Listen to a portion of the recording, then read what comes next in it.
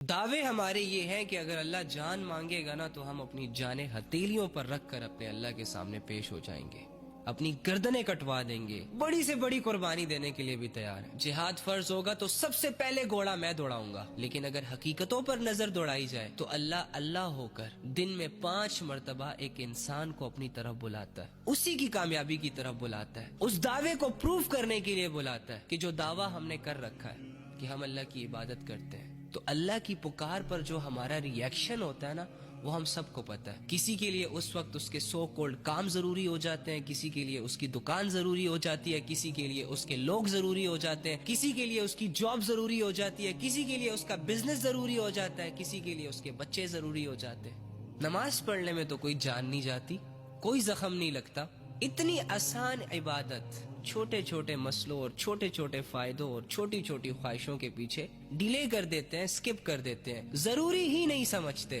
تو وہ میدان جنگ جس میں گردنیں کٹتی ہیں، جس میں زخم آتے ہیں، جس میں روحیں جسموں سے جدا ہوتی ہیں، کہ بھئی اس کے لیے تو ہم سب تیار ہیں۔ نفس اور شیطان نے ہمیں نشے کروائے ہوئے ہیں، اسی لیے کبھی کبھی ہم یہ بہکی بہکی باتیں کرتے ہیں۔ ہماری حقیقت اس کے علاوہ اور کچھ بھی نہیں ہے کہ منافقوں کی اعلیٰ مثالیں میرے اندر اور تمہارے اندر پائی جاتی ہیں بھائی۔